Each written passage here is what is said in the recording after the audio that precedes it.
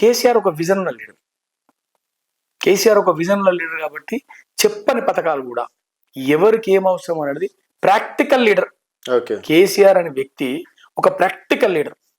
ఆయన ప్రత్యక్షంగా చూసినటువంటి నాయకుడు.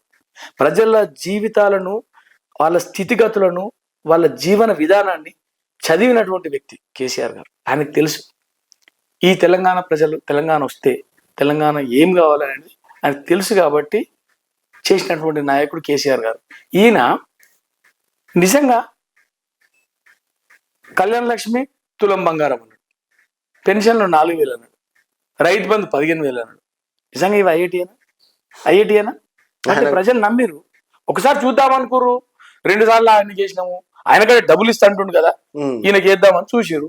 ఇప్పుడు తెలిసింది వాళ్ళకు రేవంత్ రెడ్డి ఏంది, కేసీఆర్ ఏంది అనేది దూద్ కా దూద్ పానీ కా పానీ తెలిసిపోయింది అందరికి. అంతే కదా.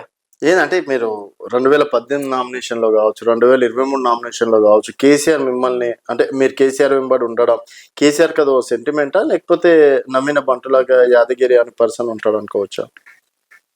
సెంటిమెంట్ అనేది మరి ఎందుకంటే కేసీఆర్ గారు ప్రతి ఒక్కటి సెంటిమెంటల్ గా ఫాలో అవుతారని చెప్పేసి తెలిసిన విషయమే. వారికి తెలుసు అది సెంటిమెంటా కాదా అనేది కేసీఆర్ తెలుసు. అంత పెద్ద వ్యక్తిని మనం ఆ మాట నేను చెప్పలేను. కాకపోతే నమ్మిన బంటు అనే విషయంలో మాత్రం 100% నమ్మిన బంటు. ఎందుకంటే గత ఎన్నికల్లో, మొన్న జరిగినటువంటి అసెంబ్లీ ఎన్నికల ఈటల రాజేందర్ గారు పోటీ చేశారు కేసీఆర్ కి అగనిస్ట్ గా. కేసీఆర్ కు ఆపోజిట్ గా ఈటల రాజేందర్ గారు పోటీ చేశారు. కానీ నేను ఈటల రాజేందర్ గారు ఒకటి సామాజిక వర్గం చెందిన, కానీ అయినా కానీ కేసీఆర్ గారు నా మీద పెట్టినటువంటి నమ్మకం, నన్ను నమ్మిన విధానం, నా మీద ఆయన పెట్టిన నమ్మకాన్ని నిజంగా నేను ధన్యుడిని అనుకున్నా. ఎందుకంటే అంత పెద్ద వ్యక్తి అక్కడ ఆపోజిట్ లో నిలబడ్డా నన్నే మళ్ళీ ప్రపోజల్ తీసుకోవడం అనేది నమ్మిన బంటుగా అనుకుంటున్నాను నేనైతే. కానీ నిజంగా ఆయన నమ్మకానికి ఖచ్చితంగా ఫలితం ఇట్లా చూపించిన. సో మరి అంత నమ్మిన వ్యక్తి ఏదైనా బాధ్యతలు ఇచ్చినా 10 సంవత్సరాలు అధికారంలో ఉన్నారు కదా. అంటే ఒక్కసారి ఏలూరు నాచారంగుట్ట చైర్మన్ చేసిన, ఇంకా తర్వాత అవకాశాలు రాలేదు. వస్తాయన్న ఉద్దేశంతో ఆయన పక్కన పెట్టినట్టే కదా అనుకుంటలేను నేను.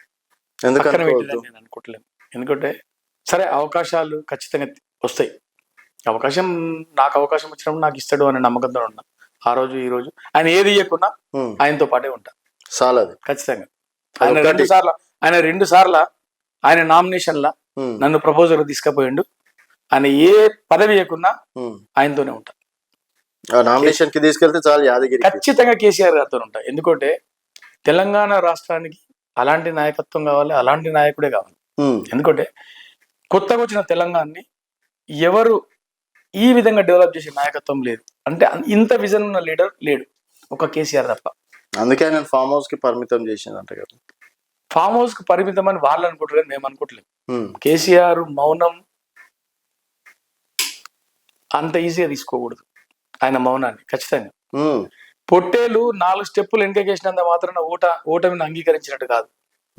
కేసీఆర్ ఇట్లా అలాంటి మనస్తత్వం కలిగినటువంటి వ్యక్తి ఆయన. ఖచ్చితంగా ఆయన ఓటమికి ఖచ్చితంగా రేపు రాబోయే ఎలక్షన్ లో ఖచ్చితంగా దాని ఫలితాన్ని చూపిస్తారు.